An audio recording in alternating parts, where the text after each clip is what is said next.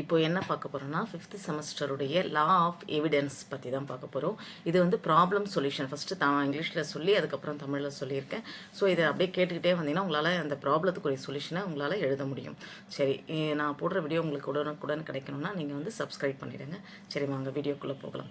First questions problem என்ன அப்படின்னு பார்த்தீங்கன்னா, the A executed and unregistered lease agreement ULA அப்படின்வாங்க. அதாவது அன்ரிஜிஸ்டர்ட் லீஸ் அக்ரிமெண்ட் தான் ULA in favour of B, the lease. A filed a suit for eviction of B from the premises. A filed the unregistered lease agreement in the court. Is the unregistered lease agreement admissible in the court? Discuss அப்படின்னு சொல்லியிருக்காங்க. அப்படின்னா என்ன சொல்லியிருக்காங்க தமிழில் meaning பார்த்தீங்கன்னா, குத்தகைதாரரான பிக்கு ஆதரவாக ஒரு பதிவு செய்யப்படாத குத்தகை ஒப்பந்தத்தை அதாவது ULA செயல்படுத்தினார். ஏ வளாகத்திலிருந்து பியை வெளியேற்ற ஒரு வழக்கு தொடுத்தது. ஏ நீதிமன்றத்தில் பதிவு செய்யப்படாத குத்தகை ஒப்பந்தத்தை தாக்கல் செய்தார். பதிவு செய்யப்படாத குத்தகை ஒப்பந்தம் நீதிமன்றத்தில் ஏற்றுக்கொள்ளப்படுமா? விவாதிக்கவும். ஏ மற்றும் பி இடையேயான குத்தகை ஒப்பந்தம் செல்லுபடியாகுமா அப்படின்றதா இது கொஸ்டின். அதாவது இதில் இஷ்யூ என்ன கொடுத்துருக்காங்கன்னா, whether the lease agreement between A and B is valuedனா எஸ் அப்படின்னா, அதாவது ரெண்டுத்துக்கும் உள்ள பிட்வீன், அதாவது என்ன சொல்லியிருக்காங்கன்னா, ஏ மற்றும் பி இடையான குத்தகை ஒப்பந்தம் செல்லுபடி ஆகுமானா ஆம், செல்லுபடி ஆகும். ரெண்டாவது, can ULA be used as an evidence of collateral purpose அப்படின்னா எஸ் அப்படின்னா. அதுக்கப்புறம் என்ன சொல்லியிருக்காங்கன்னா, இணை நோக்கத்திற்கான ஆதாரமாக ULAவை பயன்படுத்த முடியுமா அப்படின்னா முடியும். அப்போது whether ULA is admissible in the court as எவிடன்ஸ்னா எஸ், அதாவது ஏற்றுக்கொள்ளப்படுமானா இந்திய சாட்சியை அதாவது நீதிமன்றத்தின் ஆதாரமாக ULA ஏற்றுக்கொள்ளப்படுமா அப்படின்னா ஏற்றுக்கொள்ளப்படும் அப்படின்றாங்க. அப்போ என்ன சட்டத்தை இதில் யூஸ் பண்ணியிருக்காங்க அப்படின்னு பார்த்தீங்கன்னா, section 61 of the Indian evidence act 1872 use பண்ணியிருக்காங்க. அதாவது இந்திய சாட்சிய சட்டம் 1872 பிரிவு வந்து 61. இதில் வந்து section 49 of the registration act 1908 அப்படின்றாங்க. அதாவது பதிவு சட்டம் வந்து 1908 பிரிவு 49 அப்படின்னாங்க. அப்போ இந்த அப்ளிகேஷனில் என்ன கொடுத்துருக்காங்க அப்படின்னு பார்க்கும்போது, this problem is related to the admissibility of unregistered lease deed as evidence in court. A document required to be registered if unregistered is not admissible into evidence under section 49 of the Registration Act 1908. Such unregistered document can however be used as an evidence of collateral purpose as provided in the proviso to section 49 of the Registration Act 1908. Thus, an unregistered document can be used as an evidence of collateral purpose as provided in the proviso to section 49 of the Registration Act 1908. This unregistered document is weak evidence அப்படின்னு சொல்லி முடிக்கிறாங்க. அப்படின்னா இந்த பிரச்சனை வந்து என்ன சொல்லியிருக்காங்கன்னா, பதிவு செய்யப்படாத குத்தகை பத்திரத்தை நீதிமன்றத்தில் ஆதாரமாக ஏற்றுக்கொள்வது தொடர்பானது.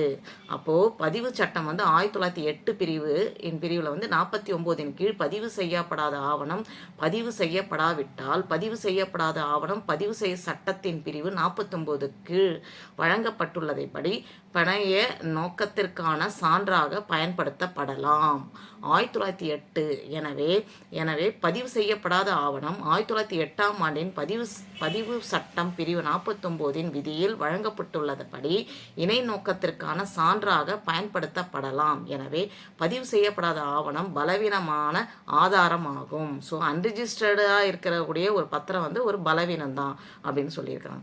அதுக்கப்புறம் அதில் ஒரு கேஸ்லாம் கொடுத்துருக்காங்க. என்னன்னா, எஸ் காலாவதி vs BR Somasundaram and others 2010 by Supreme SCC 401. An unregistered document can be used as an evidence of collateral purpose as provided in the proviso to section 49 of the Registration Act 1908. The sale deed could be received in evidence to prove the agreement between the parties, through it may not itself constitute a contract to transfer the property அப்படின்னா yes Kaladevi versus BR Somasundaram மற்றும் பலர் 2010 5 SCC 401 பதிவு செய்யப்படாத ஆவணத்தை ஆதாரமாக பயன்படுத்தலாம்.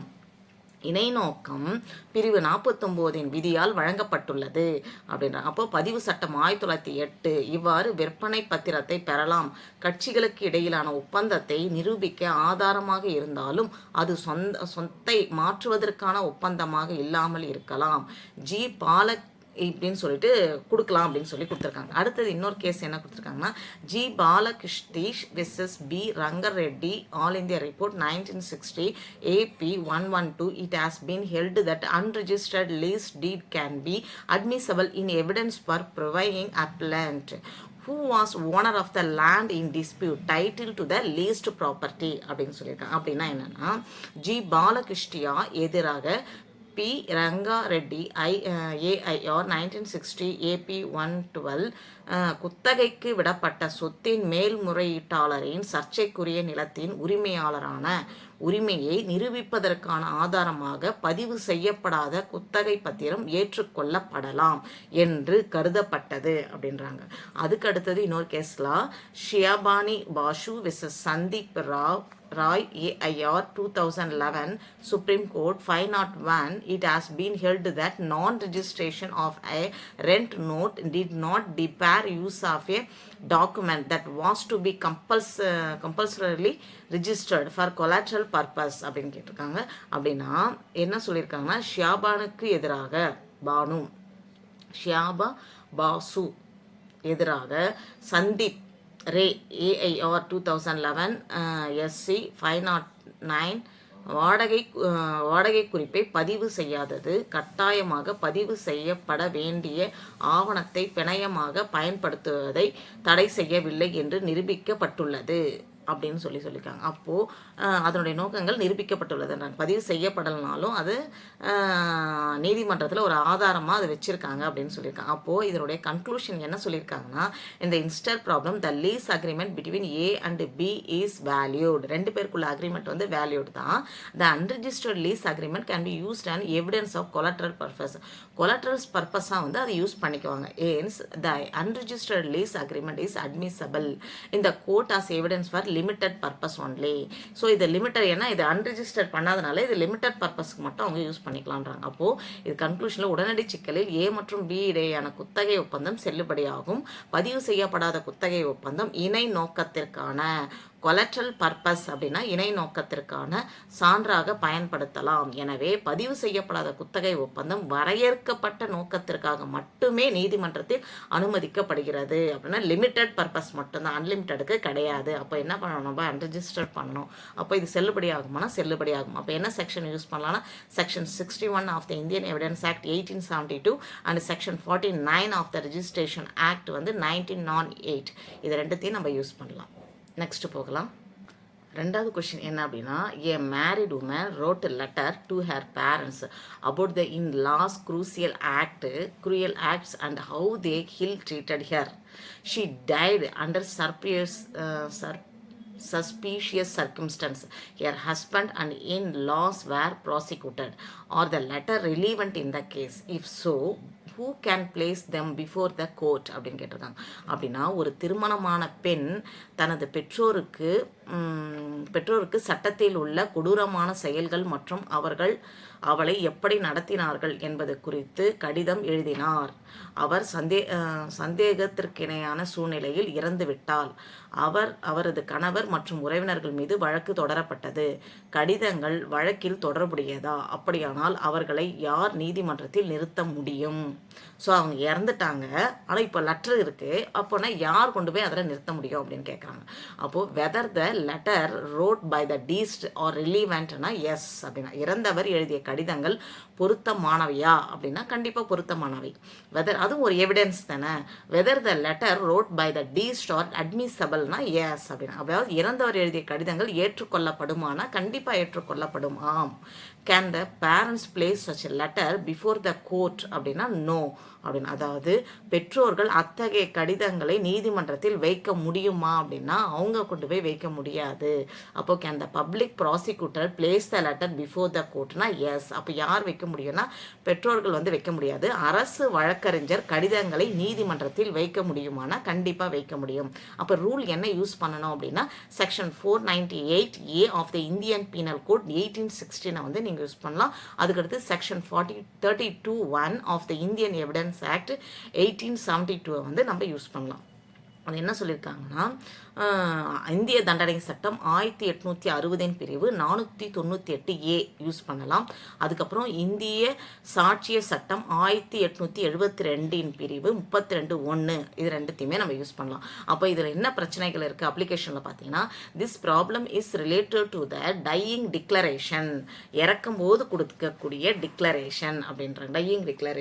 Dyeing declaration means last word of a dying person explaining the cause of death. அப்போ dying declaration is an important piece of evidence and the recording of dying declaration is very important task. Almost care is to be taken while recording a dying declaration அப்படின்னா, அதாவது இந்த பிரச்சனை வந்து இறக்கும் அறிவிப்பு, அதாவது dying declaration அப்படின்னு சொல்றாங்க. இறக்கும் அறிவிப்பு தொடர்பானது.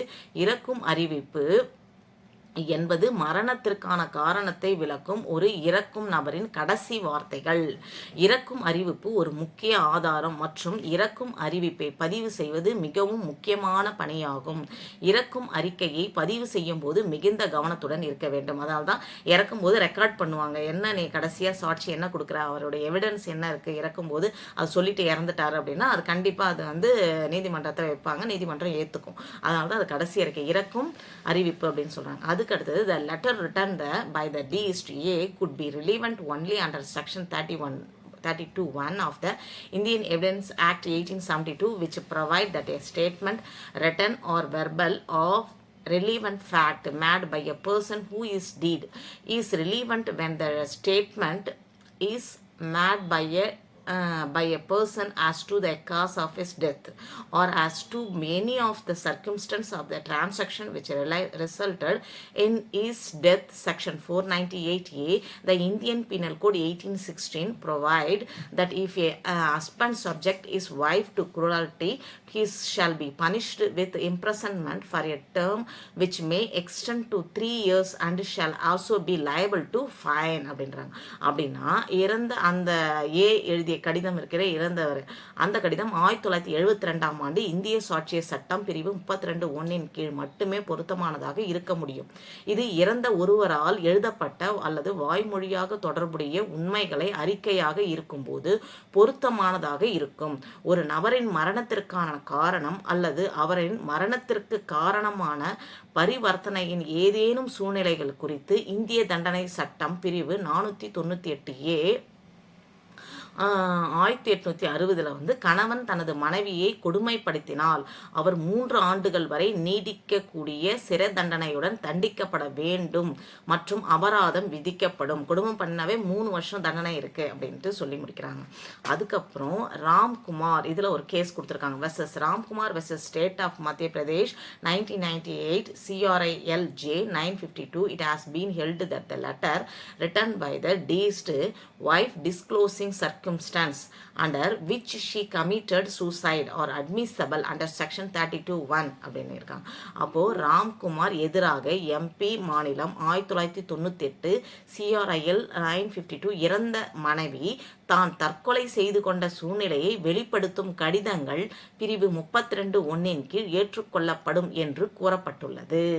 அது கீழே வந்து அதை வந்து ஏற்றுக்கோங்க அப்படின்னு சொல்லி கூறப்பட்டுள்ளதுன்றாங்க. அப்போ இந்த பிரச்சனையில் என்ன சொல்லியிருக்காங்க, இந்த இன்ஸ்டன்ட் ப்ராப்ளம் அதை கன்க்ளூஷனில் the letter wrote by the deceased or relevant, the letter wrote by the deceased or admissible as dying declaration under section 32(1). Normally the parents cannot place such a letter before the court, hence the public prosecutor can place the letter before the court அப்படின்றாங்க. அப்போ உடனடி பிரச்சனையில் வந்து இறந்தவர் எழுதிய கடிதங்கள் பொருத்தமானவை. இறந்தவர் எழுதிய கடிதங்கள் பிரிவு 32(1) கீழே வந்து இறக்கும் அறிவிப்பாக ஏற்றுக்கொள்ளப்படும். அப்போ பொதுவாக இது போன்ற கடிதங்களை பெற்றோர் நீதிமன்றத்தில் வைக்க முடியாது. எனவே அரசு வழக்கறிஞர் கடிதங்களை நீதிமன்றத்தில் வைக்கலாம் அப்படின்னு சொல்லி முடிக்கிறாங்க. அப்போ இறந்துட்டாலும் அந்த லெட்டர் வந்து அந்த பொண்ணு இறந்துட்டா, ஸோ அதுக்கு ஏற்பட்ட கொடுமை அதால் சொல்ல முடியாது. அப்போ அவங்க அப்பா அம்மா கொண்டு போய் வைக்க முடியுமானா அவங்களாலையும் சொல்ல முடியாது. அப்போ யார் வைக்க முடியும்னா ப்ராசிக்யூட்டர் மட்டும்தான், பப்ளிக் ப்ராசிக்யூட்டர் மட்டும்தான் கொண்டு போய் அங்கே வைக்க முடியும் அப்படின்னு சொல்லிட்டு இந்த கேஸ்லாம் முடியுது. இதுக்கு யூஸ் பண்ண ரூல் என்ன செக்ஷன்னா section 498A the Indian Penal Code 1816 section 32(1) of the Indian Evidence Act வந்து 1872 வந்து இதில் யூஸ் பண்ணியிருக்காங்க. சரி, நெக்ஸ்ட் ப்ராப்ளம் பார்க்கலாம். அடுத்த கொஷின்ஸ் என்னென்னா, மூணாவது கொஷின் வந்து, A was murdered in A's house. A's wife deposed before the court. She was the sole direct witness. Is she competent to depose அப்படின்னு சொல்லியிருக்காங்க. அப்படின்னா, ஏ அவரது வீட்டில் படுகொலை செய்யப்பட்டார்.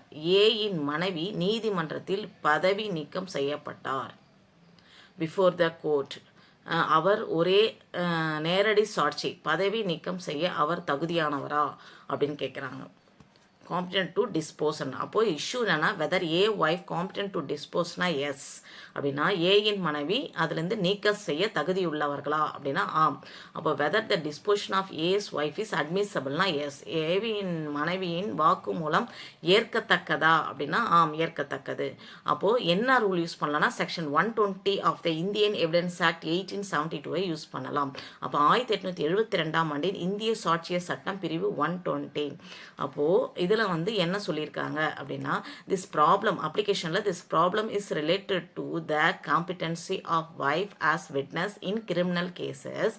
Prior to introduction of the section 120, there was a rule existed and the common law that the parties to the suit were incompetent witness on the ground of interest. As such, husband or wives were also incompetent to give evidence either for or against one another. அப்படின்னா என்ன சொல்லியிருக்காங்க அப்படின்னா, இந்த பிரச்சனை குற்ற வழக்குகளில் சாட்சியாக மனைவியின் தகுதி தொடர்பானது. பிரிவு 120 அறிமுகப்படுத்துவதற்கு முன்பு வழக்கின் தரப்பினர் ஆர்வத்தின் அடிப்படையில் திறமையற்ற சாட்சிகள் என்று பொதுவான சட்டத்தில் ஒரு விதி இருந்தது. எனவே கணவன் அல்லது மனைவி ஒருவருக்கொருவர் ஆதரவாகவோ அல்லது எதிராகவோ சாட்சியமளிக்க தகுதியற்றவர்களாக இருந்தனர். அப்போது மனைவிக்கு கணவனோ இல்லை கணவனுக்கு மனைவியோ சாட்சி கொடுக்க முடியாது அப்படின்றாங்க. அப்போது அதுக்கப்புறம் section 120 of the Indian Evidence Act 1872 provide that in all civil proceeding that parties to the suit and the husband or wife of any party to the suit shall be competent witness.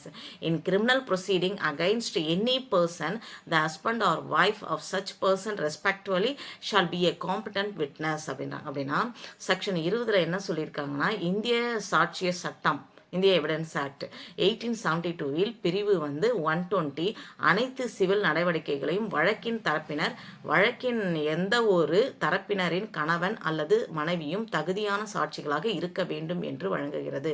எந்த ஒரு நபருக்கும் எதிரான குற்றவியல் நடவடிக்கைகளில் அத்தகைய நபரின் அல்லது கணவன் அல்லது மனைவி முறையே தகுதியான சாட்சியாக இருக்க வேண்டும் அப்படின்னு சொல்லி முடிச்சிருக்காங்க. காம்பிட்டன்ட் விட்னஸ் அப்படின்னா.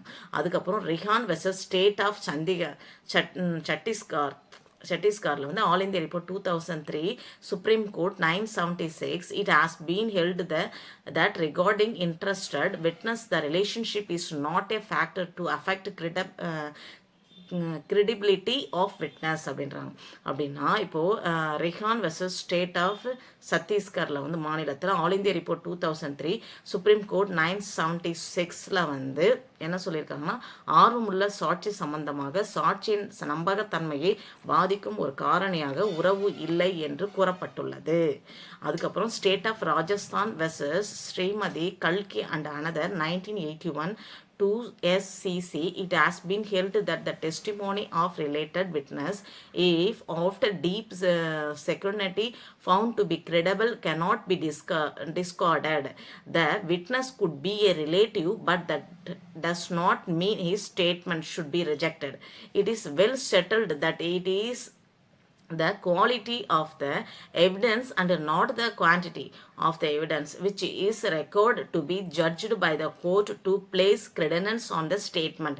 Relationship is not a factor to affect credibility of a witness அப்படின்னு சொல்லி முடிச்சிருக்காங்க. அப்படின்னா என்ன அப்படின்னா, அந்த ராஜஸ்தானில் வந்து அதாவது ஸ்டேட் ஆஃப் ராஜஸ்தான் மாநிலம் ஸ்ரீமதி கல்கி மற்றும் இன்னொருவர் 1981 2SCC ஆழ்ந்த ஆய்வுக்கு பிறகு நம்பகமானதாக கண்டறியப்பட்டால் தொடர்புடைய சாட்சிகளின் சாட்சியங்களை நிராகரிக்க முடியாது என்று கூறப்பட்டது. சாட்சி ஒரு உறவினராக இருக்கலாம், ஆனால் அவரது அறிக்கை நிராகரிக்கப்பட வேண்டும் என்று அர்த்தமல்ல. அறிக்கையில் மீது நம்பகத்தன்மை வைக்க நீதிமன்றத்தால் தீர்ப்பளிக்கப்பட வேண்டிய ஆதாரங்களின் அளவு அல்ல, ஆதாரத்தின் தரம் என்பது தெளிவாக தெரிகிறது.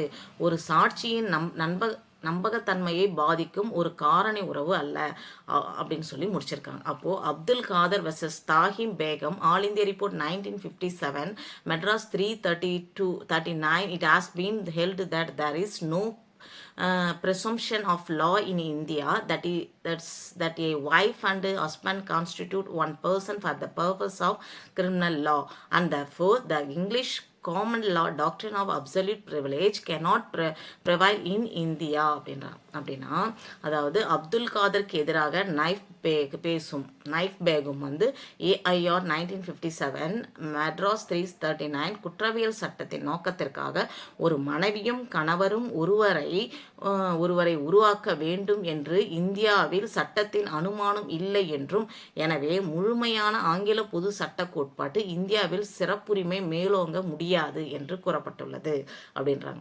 அப்போ இதனுடைய முடிவா என்னதான் சொல்றாங்க அப்படின்னா, இந்த instant ப்ராப்ளத்துல A's wife competed to depose as per the provision of section 120 of the Indian Evidence Act. Hence the deposition of A's wife is admissible in evidence அப்படின்னா இந்த உடனடி பிரச்சனையில் Bயின் மனைவி இந்திய சாட்சிய சட்டத்தின் 120வது பிரிவின் விதிகளின்படி பதவி நீக்கம் செய்ய தகுதியானவர்.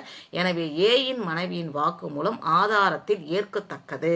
அப்போ அவளுடைய மனைவியினுடைய வாக்குமூலம் ஏற்கலாம் அப்படின்னு சொல்லி இந்த அதாவது செக்ஷன் 120 செக்ஷனில் இதில் முடிச்சிருக்காங்க. அப்போ நம்ம என்ன செக்ஷன் யூஸ் பண்ணோம்னா section 120 of the Indian evidence act 1872 நம்ம இதில் யூஸ் பண்ணோம். அடுத்த கொஸ்டின் பார்க்கலாம். 4வது கொஸ்டின் என்ன எவிடன்ஸ் ஆக்டில் பார்த்தீங்கன்னா, the chief minister of Andhra Pradesh died in an air crash. Subsequently his admirer A attempted to commit suicide. In the suicide note he wrote that he was committing suicide as he could not bear the loss caused by the demise of the chief minister. A was prosecuted. Does the prosecutions as to place evidence before the court about the death of the chief minister discuss அப்படின்னு சொல்லியிருக்காங்க. அப்படின்னா என்ன அப்படின்னா, ஆந்திர முதல்வர் விமான விபத்தில் வந்து உயிரிழந்தார். விமான விபத்தில் இதை அடுத்து அவரது அபிமானி தற்கொலைக்கு முயன்றார். முதல்வரின் மறைவால் ஏற்பட்ட இழப்பை தாங்க முடியாமல் தற்கொலை செய்து கொள்வதாக அந்த தற்கொலை குறிப்பில் எழுதியுள்ளார். மீது வழக்கு தொடரப்பட்டது. முதலமைச்சரின் மரணம் குறித்து அரசு தரப்பு நீதிமன்றத்தில் ஆதாரங்களை வைக்க வேண்டுமா, விவாதிக்கவும் அப்படின்னு சொல்லி முடிச்சிருக்காங்க. இதில் இஷ்யூவில் என்ன கொடுத்துருக்காங்கன்னா, அவர் இறந்துட்டார், யார் சீஃப் மினிஸ்டர் இறந்துட்டார், அவர் இறந்த அந்த சோகத்தினால நானும் சூசைட் பண்ணிக்கிறேன் அப்படின்னு எழுதி வச்சுட்டு இறந்துருக்கார். இப்போ இதில் சீஃப் மினிஸ்டருடைய அந்த கேஸ் டெத்துடைய கேஸ் வந்து எவிடன்ஸ் என்ன இருக்குது அப்படின்னு பார்க்கணுமா அப்படின்னு கேட்டிருக்காங்க. இப்போ whether the attempt to commit suicide is an அஃபென்ஸ்னா எஸ் அப்படின்னா, தற்கொலை முயற்சி குற்றமான கண்டிப்பாக குற்றம் தான். Whether the death of CM is a fact judicially நோட்டிசபிள்னா எஸ் அப்படின்னா, அதாவது முதல்வரின் மரணம் நீதிமன்றத்தில் கவனத்திற்குரிய உண்மையா அப்படின்னா உண்மைதான். Whether prosecution requires to proof the death of CMனா நோ அப்படின்னா, அதாவது முதலமைச்சரின் மரணத்தை நிரூபிக்க வழக்கு தொடர வேண்டுமா அப்படின்னா இல்லை அப்படின்னா. அப்போது இதில் ரூல் என்ன யூஸ் பண்ணலாம் அப்படின்னா, section 56 of the Indian evidence act 1872 நம்ம யூஸ் பண்ணலாம் அப்படின்றாங்க. அதாவது இதில் வந்து இந்திய சாட்சிய சட்டம் 1872 பிரிவு 56 தான் நம்ம பயன்படுத்தணும். அப்போ அப்ளிகேஷன் என்ன, this problem related to the fact judicially noticeable need not be proved. Some facts need not be proved because the court will take judicial notice of them if they are relevant to the issue. There are certain facts which are well known that they are record no proof at all. For example, who is the President of India or the Chief Minister of a particular state, prosecution need not adduce any evidence to prove அப்படின்றாங்க. அப்போது இந்த சட்டத்தில் என்னெல்லாம் use பண்ணியிருக்காங்கன்னா, இந்த பிரச்சனை வந்து நீதித்துறையில் கவனிக்கப்பட வேண்டிய உண்மை நிரூபிக்கப்பட வேண்டியதில்லை என்பதோடு தொடர்புடையது. சில உண்மைகளை நிரூபிக்க வேண்டிய அவசியமில்லை, ஏனெனில் அவை பிரச்சனைக்கு பொருத்தமானதாக இருந்தால் நீதிமன்றம் அவற்றை நீதித்துறை நோட்டீஸ் எடுக்கும். அவர்களுக்கு எந்த ஆதாரமும் தேவையில்லை என்பது நன்கு அறியப்பட்ட சில உண்மைகள் உள்ளன. உதாரணமாக, இந்திய ஜனாதிபதி யார் அல்லது குறிப்பிட்ட மாநிலத்தின் முதலமைச்சரா நிரூபிக்க எந்த ஆதாரமும் அரசு தர வேண்டியதில்லை அப்படின்னு சொல்லியிருக்காங்க. ஆமாம், அப்போது section 56 provide that the fact judicially noticeable need not be proofed. Judicially notice signifies notice or recognition of the truth of the fact taken by the judge without requiring proof by any evidence. Those no fact of which the court will take judicial notice need be proofed அப்படின்றாங்க.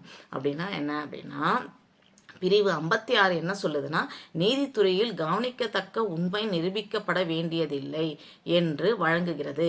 நீதித்துறை அறிவிப்பு என்பது ஒரு நீதிபதியால் எடுக்கப்பட்ட உண்மைகளின் அறிவிப்பை அல்லது எந்த ஆதாரத்தின் மூலமாகவும் ஆதாரம் தேவைப்படாமல் உண்மையை அங்கீகரிப்பதை குறிக்கிறது. எனவே நீதிமன்றம் நீதித்துறை நோட்டீஸ் எடுக்கும் எந்த உண்மையும் நிரூபிக்க வேண்டியதில்லை. ஏன் அப்படின்னா, பிரசிடென்ட்டும் சரி சீஃப் மினிஸ்டரும் சரி பொதுவானவங்க, அதை வந்து நிரூபிக்கணும் அப்படின்ற அவசியம் இல்லை. அது உண்மையை தெரிஞ்சுக்கிட்டா அது மட்டும் போதுமானது அப்படின்றாங்க.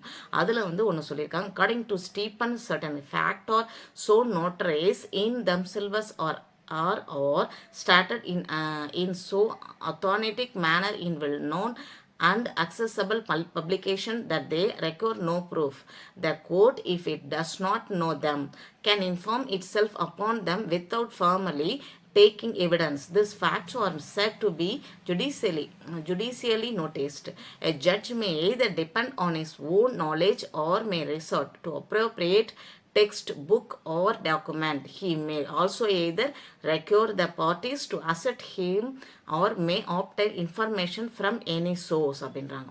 அப்படின்னா, இந்த ஸ்டீஃபன் கூற்றுப்படி சில உண்மைகள் தங்களுக்குள் மிகவும் இழிவானவை அப்படின்னு சொல்லுவாங்க, அல்லது நன்கு அறியப்பட்ட மற்றும் அணுகக்கூடிய வெளியீடுகளில் மிகவும் நம்பகமான முறையில் கூறப்படுகின்றன. அவை எந்த ஆதாரமும் தேவையில்லை. நீதிமன்றம் அவர்களுக்கு தெரியாவிட்டால் முறைப்படி சாட்சி அளிக்காமல் அவர்கள் மீது தெரிவிக்கலாம். இந்த உண்மைகள் நீதித்துறை கவனத்திற்கு கொள்ளப்படும் என்று கூறப்படுகிறது. ஒரு நீதிபதி தனது சொந்த அறிவை சார்ந்து இருக்கலாம் அல்லது பொருத்தமான பாட புத்தகங்கள் அல்லது ஆவணங்களை நாடலாம்.